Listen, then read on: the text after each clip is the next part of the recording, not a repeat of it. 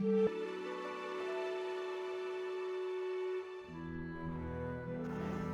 us reflect briefly on the theme of courage. Courage. We are living in an uncertain time. There is palpable fear all over the world. Global pandemic, the economic meltdown, high inflation and unemployment. People lost their job. Many families lost their beloved ones. So there is an air of fear. Do you know how destructive fear is? Fear can be so destructive. Let me tell you something. There are three levels of fear. Number one is fear from your past failure. The fear from your past failures.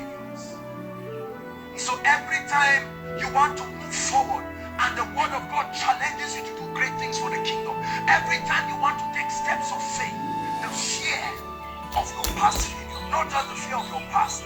You don't fear your past success. You only fear the past failures. So Satan begins to tell you how many times you tried and tried again to catch fish throughout the night and nothing happened.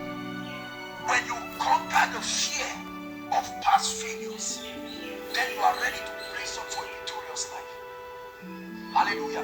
Number two, fear that comes as a result of ignorance.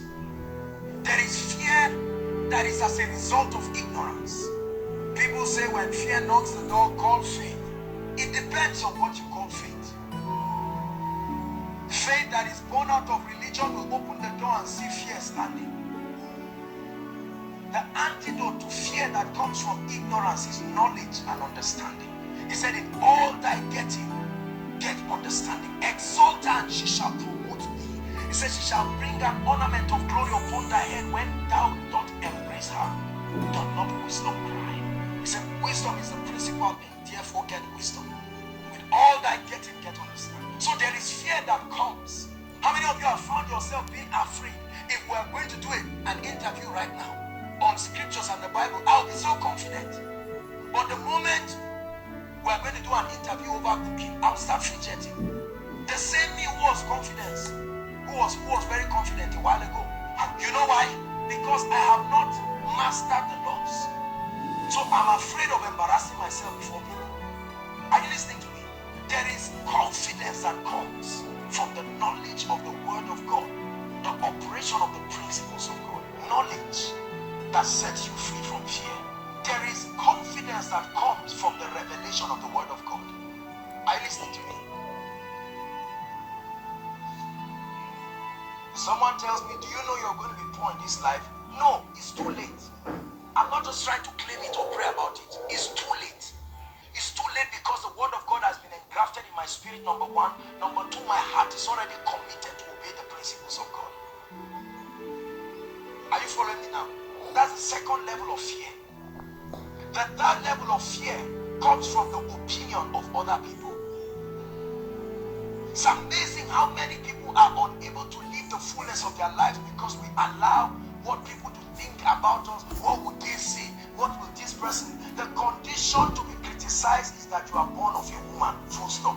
If you do not conquer the fear that comes from the opinion of others, you will never make headway in life. This is why you need courage. What is courage? Courage is the capacity, the willingness to confront our challenges, our intimidations, our pains, our anguish.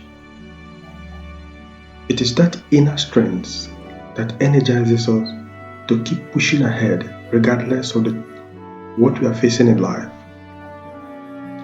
It comes from the root word cor, which means halt. It is like the petrol that fuels our existence. Although nowadays people regard it as a superhero action, when you do something extraordinary, then it is termed courageous act.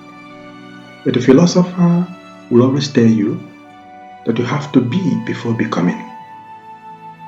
To be a superhero, you need to be a human being. And as a human being, You have to pass through challenges to become a champion. Courage is an act of the will and it requires constant practice. Just like the human muscle, when you exercise it more, it becomes stronger.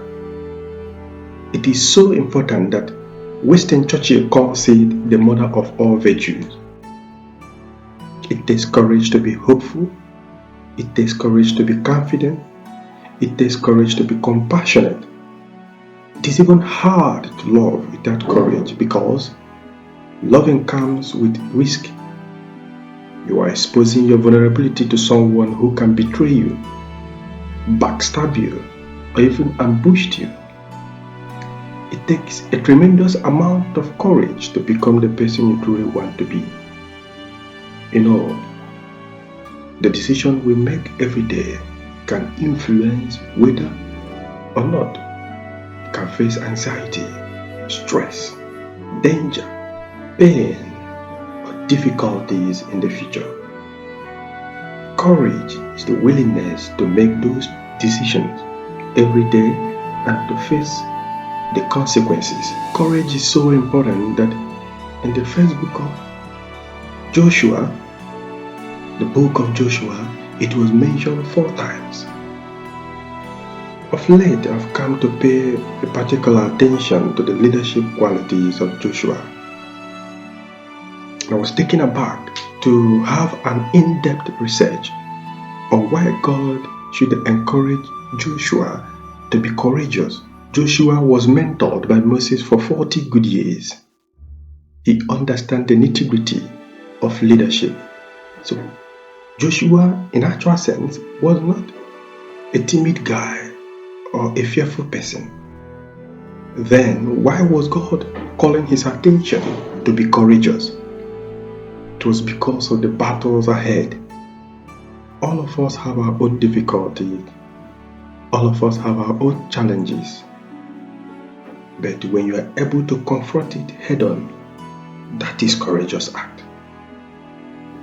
So, do not allow the vicissitudes of life to change the compass of your life. You may be passing through one difficult situation or the other. Yes, sometimes it is okay to cry. Sometimes it is okay to be ridiculed. Sometimes it is okay to be disappointed, to fail. No condition is permanent except if you choose to make it so. To face fear, hardship, doubt, pain, those trying to pull you down, you need courage. You don't need to be a superhero to be courageous. Therefore, stand up and face your fear. If you can press more, you can get more.